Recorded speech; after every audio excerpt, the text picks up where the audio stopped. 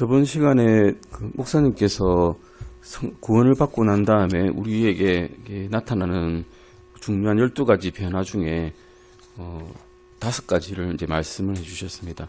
무엇이었는지 한번 복습해봤습니다. 처음에는 죄를 용서받는다는 거였고요. 두 번째는 더 이상 자신의 죄 가운데서 죽지 않는다는 것이었고, 세 번째는 사망에서 생명으로, 또 흑암에서 빛으로 옮겨졌다는 것이었습니다.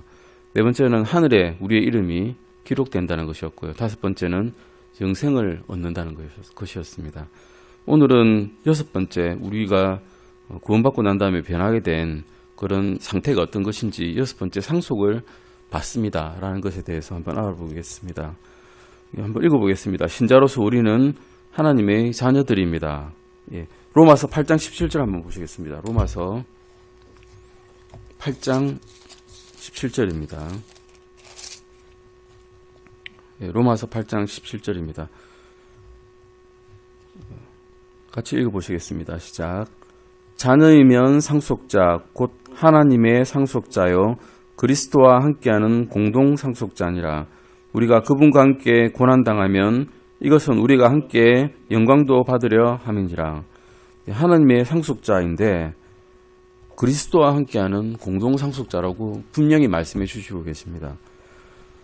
그분과 함께 고난을 또 당하는 것은 영광도 함께 받으려 함이라고 또한 친히 말씀해 주셨는데, 고난을 받지 않으면 그러면 상속자가 아니냐라고 물어보면 그건 아닙니다.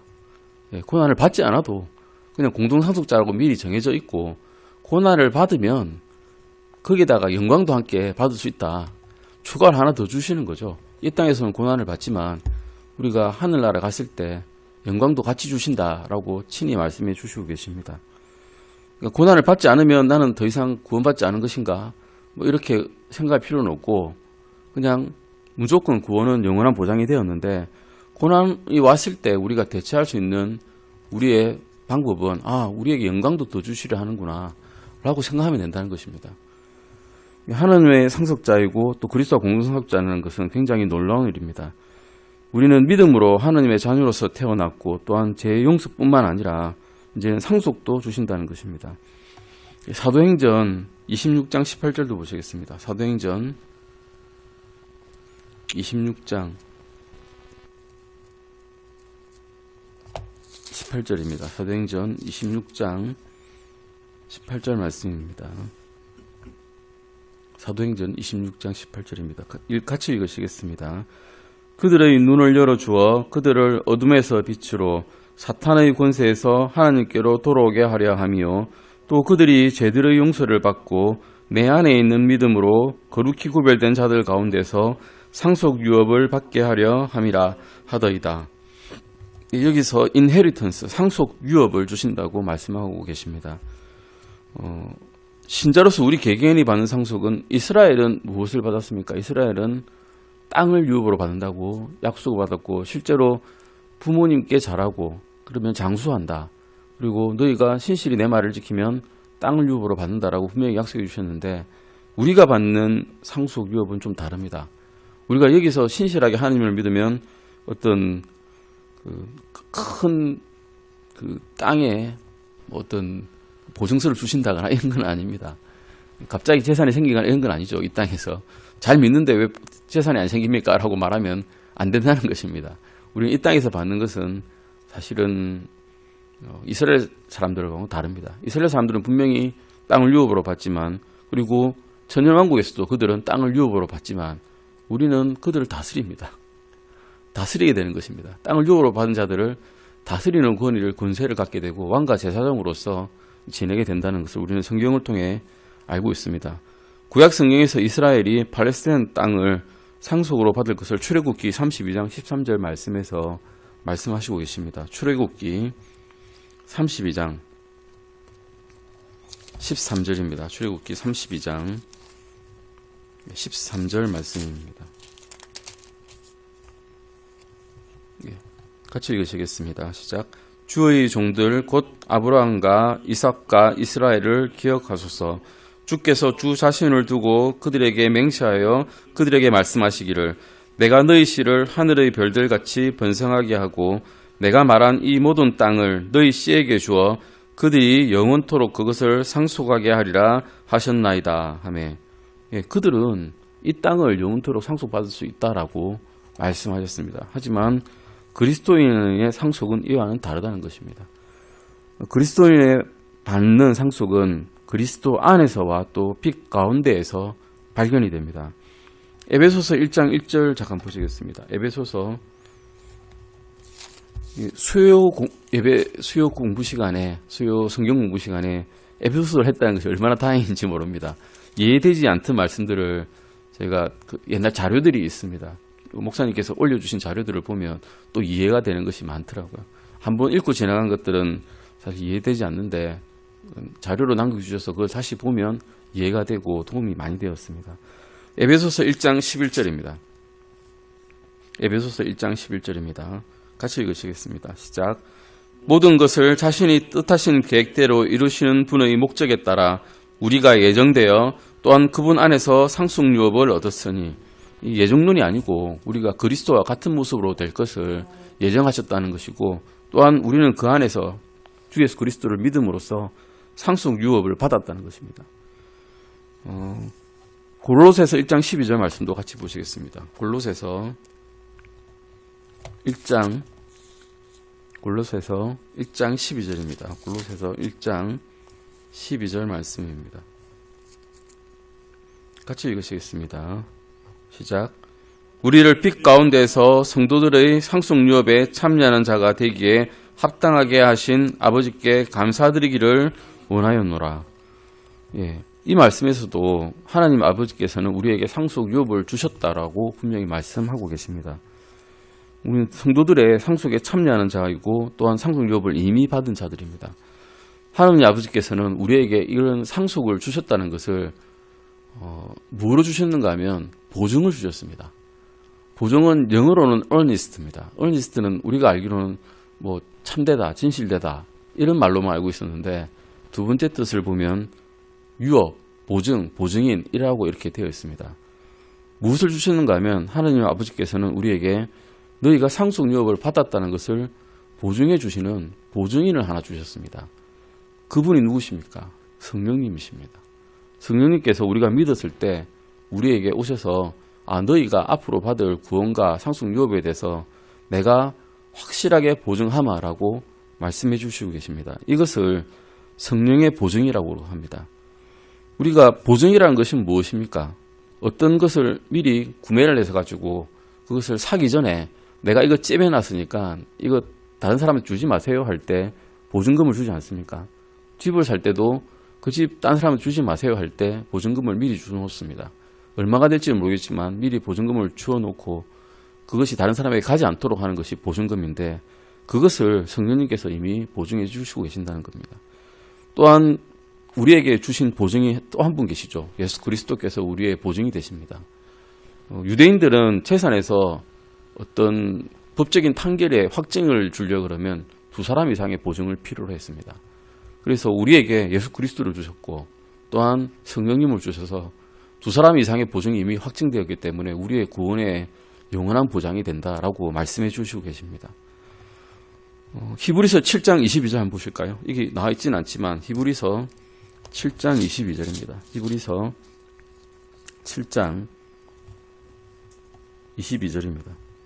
히브리서 7장 22절 말씀입니다. 같이 읽으시겠습니다. 그런 것으로 말미암아 예수님께서는 더 나은 상속 언약의 보증이 되셨느니라. 예수님께서 우리의 상속 보증이 되신다는 것이죠. 에베소서 1장 14절도 한번 보시겠습니다. 에베소서 1장 14절입니다. 에베소서 1장 14절 말씀입니다. 에베소서 1장 14절입니다. 같이 한번 읽어보시겠습니다. 시작.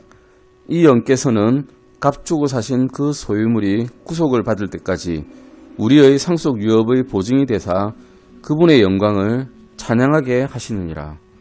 성령님께서 우리에게 이런 보증이 되셨고 그 값 주고 사신 소유물이 대속을 받을 때까지, 즉 영광스러운 몸이 될 때까지, 그리고 그 셋째 하늘에 상속 유업을 다 받을 때까지 보증이 되어 주신다라고 확실하게 말씀해 주시고 계십니다.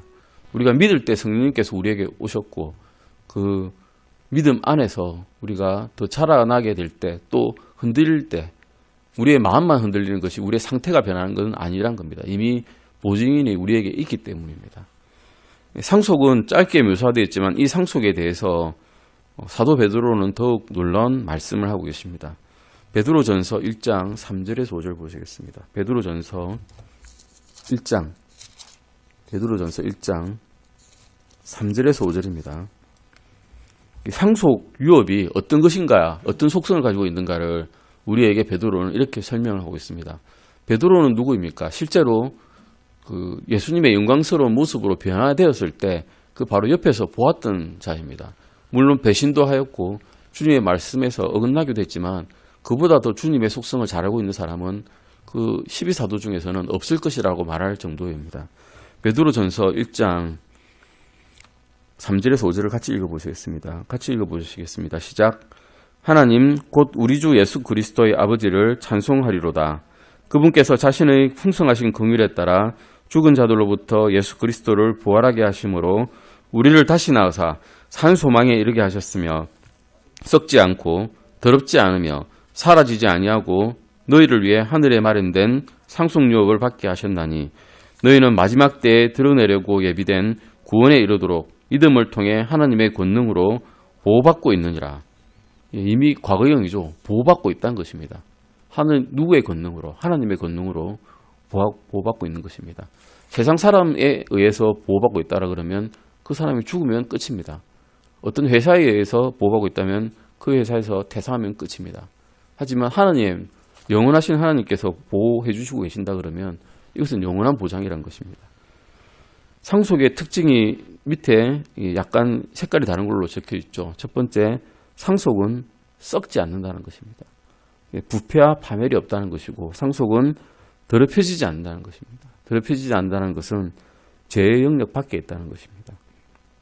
상속은 또한 사라지지 않습니다.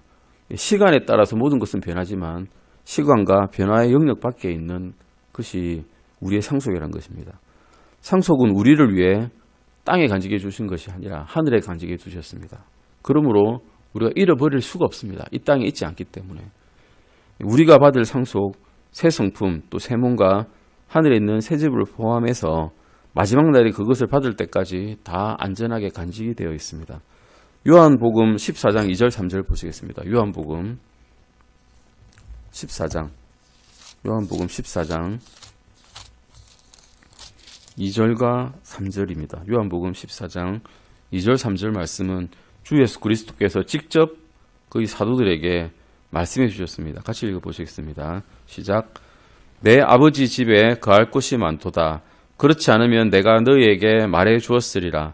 내가 너희를 위해 처소를 예비하러 가노니 가서 너희를 위해 처소를 예비하면 내가 다시 와서 너희를 내게로 받아들여 내가 있는 곳에 거기에 너희도 있게 하리라. 예, 하늘에 무엇을 예비하셨다고 하십니까? 예, 처소를 예비하셨습니다. 영어로는 In my father's house are many mansions라고 되어 있습니다. 맨션은 우리 어릴 때 기억으로는 아주 훌륭한 저택, 아주 훌륭한 크고 높은 저택을 맨션이라 하였습니다. 맨션이 많다는 거죠. 우리가 각자 들어가서 거할 그런 맨션에서 살게 될 날을 기대하고 있습니다. 하늘의 맨션은 상속으로 우리에게 주어지는 것입니다. 예, 우리가 뭘 해서 이 땅에서 무언가를 이뤘기 때문에 주시는 게 아니라 하느님의 자녀가 되었기 때문에 그냥 거저 주시는 것입니다. 우리의 노력과는 전혀 상관없는 그런 일이고 주님께서 이 처소를 마련하기 위해서 먼저 가셨다라고 말씀해 주시고 계십니다. 자녀들을 맡기 위해서 하느님 아버지께서는 얼마나 철저하게 준비하시는지 놀랍지 않습니까? 그러나 성경은 또한 이렇게 말씀하고 계십니다. 이런 복된 말씀을 모르는 사람, 믿지 않는 사람에게 말해도 이런 반응이 나타나는 것이죠. 고린도전서 2장 9절 보시겠습니다. 고린도전서 2장 9절입니다. 같이 읽으시겠습니다. 그러나 이것은 기록된 바 하나님께서 자신을 사랑하는 자들을 위하여 예비하신 것들은 눈이 보지 못하였고 귀가 듣지 못하였으며 사람의 마음속에 들어가지도 못하였도다 한것 같으니라. 이스라엘의 수많은 대언자들이 그들 이스라엘 백성들에게 하나님의 말씀을 수많이 대언했지만 그 대언자들은 팔이 잘리고 몸이 잘리고 목이 메이고 교수형에 처한 그런 죽음을 당하였습니다. 하나님의 말씀을 직접 전하였지만 그들은 그런 죽음을 당하였고, 우리는 이 시대에 하나님의 말씀을 전하지만 들을 귀가 없고 볼 눈이 없는 사람들은 그것을 듣지 못하고 보지 못한다라고 말씀하고 계십니다. 그렇지만 그렇다고 말씀 전하는 것을 중단할 수는 없습니다. 그 중에 들을 귀가 있는 사람이 있기 때문입니다. 볼 눈이 있는 사람들이 있기 때문에 저희가 말씀을 전하는 것에 소홀히 하지 않아야 할 것 같습니다. 일곱 번째입니다. 우리가 구원받고 난 다음에 바뀌는 12가지 변화 중에 7번째입니다. 복된 소망을 얻습니다. 디도서 2장 13절 보시겠습니다. 디도서 2장 13절입니다. 디도서 2장 13절입니다. 디도서 2장 13절 같이 읽어보시겠습니다. 시작. 저 복된 소망과 위대하신 하나님 곧 우리의 구원자 예수 그리스도의 영광스러운 나타나심을 기다리게 하셨느니라. 복된 소망을 주시고 계십니다. 우리가 이 세상에 사는 동안은 어떤 고난을 당하거나 어려움을 당하거나 실망을 처하게 될지라도 우리의 마지막은 주 예수 그리스도와 함께 있게 되는, 하나님 앞에 서게 되는 그날이 있다는 그런 복된 소망을 가지고 살 수 있는 저와 여러분이 되기를 바랍니다. 이 세상에서 이런 뒤틀리고 아픈 불투명해도 우리는 여전히 다가올 복된 소망을 바라볼 수 있습니다. 왜냐하면 하나님께서 이것을 보장해 주셨기 때문입니다. 성경에서 성경 말씀으로 이것을 보장해 주셨기 때문에 우리는 복된 소망을 구원받고 난 다음에 가질 수 있습니다. 8번째입니다. 하나님의 진노가 제해집니다. 요한복음 3장 36절입니다. 요한복음 3장 36절 말씀입니다. 잘 아시는 말씀이죠. 한번 읽어보겠습니다. 거의 외울 수 있는 정도입니다. 요한복음 3장 36절입니다. 시작. 아들을 믿는 자에게는 영존하는 생명이 있고 아들을 믿지 않는 자는 생명을 보지 못하며 도리어 하나님의 진노가 그 위에 머물러 있느니라. 아멘. 믿는 순간, 믿지 않을 때는 우리 머리에 하나님의 진노가 이글이글 타오르는 불꽃처럼 머물러 있다라고 성경에서는 말씀하시고 계십니다. 그런데 믿는 순간 이 하나님의 진노가 우리에게서 제해집니다. 우리의 능력 때문입니까? 아니면 우리가 행한 행위 때문입니까? 아닙니다. 주 예수 그리스도의 보배로운 피 때문에 이 하나님의 진노가 거두어진 것입니다. 예수님의 붉은 피로서 우리를 덮어주셨기 때문에, 가려주셨기 때문에, 우리의 죄를 가려주셨기 때문에 우리의 죄가 하나님께는 더 이상 보이지 않고 기억되지도 않는다라고 말씀하고 계십니다. 기억하지 않으시는 거죠. 죄는 분명히 있는데 그것을 기억하지 않으시겠다라고 말씀해 주고 계십니다. 믿는 순간 우리 위에 있던 하나님의 진노는 제거되었습니다. 쭉 읽어보시면 1980년도 중에 세인트 헬렌스 산에 화산 폭발이 일어났답니다. 화산 폭발이 얼마나 무섭습니까? 하와이에서 화산 폭발 일어난 거 영상으로 보신 분 계실 겁니다. 고구포로 갔다가 배에 탔던 사람들이 용왕에 있는 그 바위들이 튀면서 사고 당하고 이런 거 보셨죠? 그런 것들이, 그런 무서운 상황 속에서 누군가 그 화산을 향해 걸어가면서 잠잠을 찌어다 이렇게 말했다고 생각을 한번 해보십시오. 그러면 그때 바로 화산이 멈추고 용암이 식어버리고 그게 눈까지 내렸다라고 생각해 보십시오. 이런 일이 우리에게 사실 일어난 겁니다. 우리의 이글이글거리는 화산 같은 하나님의 진노가 있다가 주 예수 그리스도께서 이 진노를 잠잠하게 해줄게 라고 말씀하신 그 약속을 믿은 그 순간부터 그 화산은 꽁꽁 얼어붙어 버린 거죠. 하나님의 진노는 우리에게서 이제 제해져 버린 것입니다. 이런 것은 황당한 이야기고 인간에게는 불가능한 이야기지만 하나님께서는 모든 것이 가능합니다.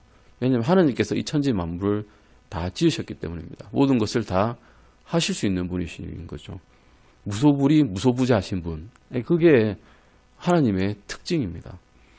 지옥을 생각해 보십시다. 하나님의 진노는 화산 폭발에 있는 그 현장보다 지옥에서 훨씬 더 무서우실 거고 이글이글거릴 것이고 더 강력할 것입니다. 그곳은 모든 사람들이 마귀와 그의 천사들을 위해서 준비해둔 불타는 지옥 안에서 하나님의 진노를 겪어야 한다라고 생각을 한번 해봅시다.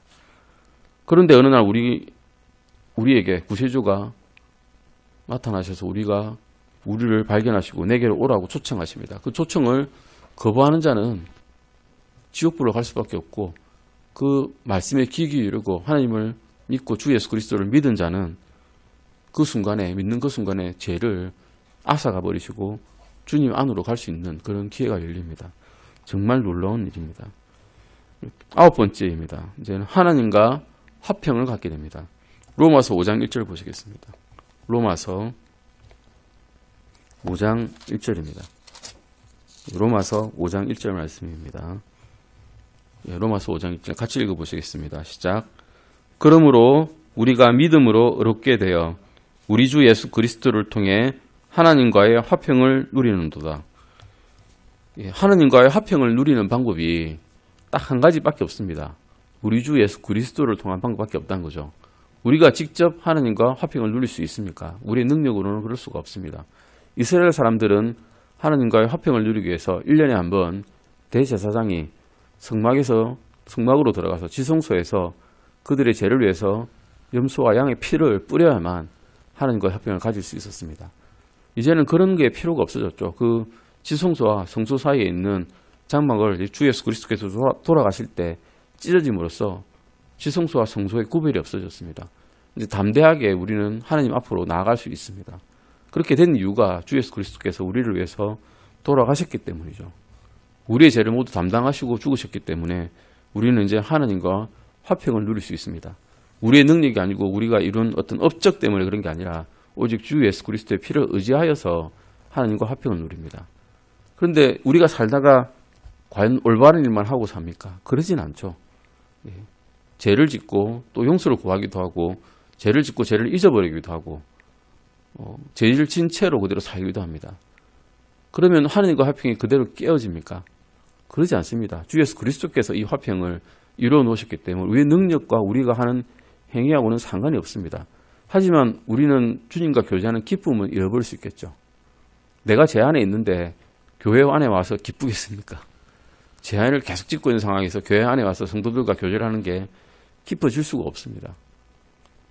주님의 말씀대로 살 때 그때 기쁨이 오는데 그때 화평을 누리는 게 아니라 화평은 이미 이루어 놓으셨고 우리의 그때 기분이 달라지는 겁니다. 그냥 꼭 분명히 기억해야 될 것은 하나님과의 화평은 주 예수 그리스도께서 이루어 놓으셨기 때문에 화평은 깨어지지 않습니다. 영원한 구원의 보장은 그대로 갑니다. 하지만 우리가 주님의 말씀대로 잘 살 때 우리의 기쁨이 누릴 수 있는 그런 것들을 못 누리고 산다는 거죠. 잘 누리기 위해서는 주님의 말씀대로 사는 것이 중요하다는 것입니다. 우리는 더 이상 진노 아래 있지 않기 때문에 지옥에 걱정을 할 필요는 없습니다. 우리는 삶을 누릴 수 있습니다. 누린다는 것이 굉장히 중요합니다. 어떤 예화를 제가 한번 본 적이 있는데 우리나라라고 해도 될지 모르겠습니다. 우리나라에서 미국으로 가는 배편을 구매한 사람이 있습니다. 그 사람은 돈이 없어서 배편만 구매했습니다. 그래서 선실에 들어가서 잠을 자고 그 배가 한 40일쯤 가는데 계속 굶으면서 갔답니다. 계속 굶으면서 날이 갈수록 수척해지는 그 사람의 모습을 보고 같이 탔던 승객들이 굉장히 불쌍하게 보면서 왜 그렇게 자꾸 비쩍 마르세요 했는데 그 사람은 말은 못하고 돈이 없다는 말은 차마 못하고 계속 굶으면서 가서 피골이 상접해서 거의 죽기 직전에 이르렀을 때 배가 미국에 도착했답니다. 근데 도착했을 때 왜 그렇게 굶었어요? 이렇게 승객들이 물어보니까 돈이 없었어요 하니까 승객들은 아니 배편 안에 밥값이 다 있었어요 라고 이야기했답니다. 누리지 못한 겁니다. 사람은. 그 티켓을 받았는데 누리지 못하고 이 즐거움을 누리고 다른 승객들과 즐겁게 지내고 마음껏 맛있는 음식을 먹을 수 있었는데 그것이 포함됐다는 사실을 몰랐기 때문에 누리지 못했던 것입니다. 하나님과 화평을 갖는 것도 똑같습니다. 우리가 구원받은 그 순간 모든 것을 누릴 수 있는데 우리가 죄 속에 가끔 빠질 때 내가 화평이 또 깨졌구나 하고 실망하고 나는 주님과 가까운 사람이 아닌가 봐 라고 이렇게 자신을 자책해버리는 그 순간 하나님께서 주신 그 누릴 수 있는 모든 아름다운 것들을 놓칠 수 있다는 것입니다. 하지만 그런 것들은 이미 다 주셨기 때문에 우리가 누리기만 하면 되는 것이란 것입니다. 하나님의 일을 할 수 있는 준비를 갖춥니다. 10번째입니다. 우리가 구원받은 뒤에 받을 수 있는 것들, 구원받을 수 있게 변하는 것들입니다. 첫 번째는 그리스도를 위한 대사가 될 수 있습니다. 고린도후서 5장 20절입니다. 고린도후서 5장 20절입니다. 고린도후서 5장 20절입니다. 같이 읽으시겠습니다. 시작. 그런즉 하나님께서 우리를 통해 너희에게 간청하시는 것 같이 이제 우리가 그리스도를 위한 대사가 되어 그리스도를 대신하여 너희에게 간구하노니 너희는 하나님과 화해하라. 대사라는 것은 국가를 대신해서 본국의 메시지 또는 본국의 일들을 전하는 권위를 부여받은 사람을 대사라 그럽니다. 영어로도 분명히 엠베서더라고 기록이 되어 있습니다. 그냥 대신하는 종이 아니라 아주 권위를 가진 장관이죠. 뭐 3급 공무원이죠. 3급 공무원. 2급이고 3급이고 이렇죠. 모든 그리스도인들은 신실하든 신실하지 않든 이게 중요합니다. 신실하든 신실하지 않든 그리스도를 대신한 대사들입니다. 신실하지 않은 대사가 같으면 어떻겠습니까? 다른 나라에 있는 사람들이 보기에 에이 저 나라 형편없네. 에이 저 나라 뭐 실수 없는 나라네 라는 비난을 듣게 됩니다. 신실한 대사를 본 외국 사람들은 어떻게 생각하겠습니까? 저 나라 만만치 않겠는데 라고 생각할 겁니다. 그런 대사가 되어야 된다는 것입니다. 그리스도의 대사들은 복음을 온 세상에 들고 나가서 전해주는 그런 신실한 대사가 되기를 바랍니다. 두 번째는 영적 은사들을 받습니다. 성령의 능력을 통해서 우리는 업무를 수행할 수 있습니다. 내 자신의 능력으로 하면 하루도 잘 못 버티냅니다. 주님의 능력으로 하면 평생을 하셔도 할 수 있습니다. 이 부분은 뒤에서 영적 은사들에 대해서 한 번 더 보실 겁니다. 11번째 변화입니다. 영적 제사장들이 됩니다. 모든 그리스도인은 하나님께 제사장이 되었습니다. 요한계시록 1장 6절 보시겠습니다. 요한계시록 1장 6절입니다. 계시록 1장 6절입니다. 같이 읽으시겠습니다. 시작. 하나님 곧 자신의 아버지를 위해 우리를 왕과 제사장으로 삼으신 분께 즉 그분께 영광과 통치가 영원 무궁토록 있기를 원하노라. 아멘. 우리는 왕과 제사장들로 삼으셨다는 겁니다. 제사장이 무엇입니까?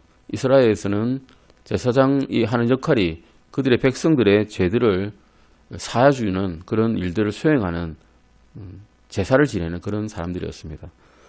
우리는 근데 그냥 제사장이 아니라 왕들도 됩니다. 우리가 구원받고 나자마자 왕과 제사장들로 삼으셨습니다. 나중에 왕과 제사장으로 삼아줄게라고 사탕발림으로 말씀하신 게 아니라 이미 왕과 제사장들로 삼으셨다라고 과거형으로 기록되어 있습니다. 베드로전서 2장 5절도 보시겠습니다. 베드로전서 2장 5절입니다. 베드로전서 2장 5절입니다. 같이 읽어보시겠습니다. 시작. 너희도 살아있는 돌들로서 영적 집으로 건축되고 예수 그리스도를 통해 하나님께서 받으실 만한 영적 희생물을 드리는 거룩한 제사장이 되었도다. 여기도 과거어는 와 있죠. 이미 믿은 그 순간 영적 제사장이 되어버린 겁니다. 나의 능력이라든가 나의 무슨 성경적인 지식이라든가 이걸 떠나서 영적인 제사장이 이미 되었습니다. 어떤 종교적인 의식이나 육신의 제사장 없이 구약과는 달리 믿으면 누구에게나 하나님께 직접 나아갈 수 있습니다. 이스라엘 사람들은 어떤 희생물을 가지고 와서 제사장에게 그 희생물을 드리고 제사장이 그 희생물을 들고 하나님께로 나아가야 죽지 않았습니다. 그런데 지금은 우리는 담대하게 하나님 앞에 1대1로 나아갈 수 있다는 것이죠. 그래서 제사장이라는 것입니다. 영적 제사장이란 우리가 영적인 제물들을 들고 죽게 나가기 때문입니다. 이런 제물들에 대해서는 어떤 제물인지를 히브리서 13장 15절 16절에서 말씀하고 계십니다. 히브리서 13장 15절 16절입니다. 제사장으로서 우리가 들고 나가는 제물이 무언가입니다. 13장 15절 16절입니다. 돈입니까? 보석입니까? 어떤 집입니까? 그런 것이 아니란 겁니다. 히브리서 13장 15절 16절 같이 읽으시겠습니다. 시작. 그러므로 우리가 그분으로 말미암아 계속해서 찬양의 희생을 하나님께 드리자. 그것은 곧 그분의 이름에 감사를 드리는 우리 입술의 열매니라. 오직 선을 행하는 것과 나누어 주는 것을 잊지 말라. 하나님께서는 이 같은 희생을 매우 기뻐하시느니라. 세 가지 제물입니다. 첫 번째는 찬양의 희생 제물이고, 두 번째는 기도의 희생 제물이고, 세 번째는 구제의 희생 제물입니다. 나중에 더 뒤편에 보면 질문, 문제집 있죠, 문제집. 문제집 이게 답입니다. 한번 보십시오, 나중에. 오늘은 저희가 이 세 가지 찬양의 희생제물, 기도의 희생제물, 구제의 희생제물이 있다는 것, 우리는 영적 제사장인 것까지 보시고 다음 시간에 우리가 구원받을 때 일어나는 12가지 변화에 대해서 보시고 그 뒤편에 보시면 이 한 가지만 지나면 그 문제지가 있습니다. 이번에 문제가 좀 많습니다. 52가지, 52가지의 문제가 나오는데요. 문제를 풀어보면 앞에 말씀이 복습이 되기 때문에 읽어보시는 게 사실은 굉장히 좋습니다. 물론 시간이 좀 걸립니다.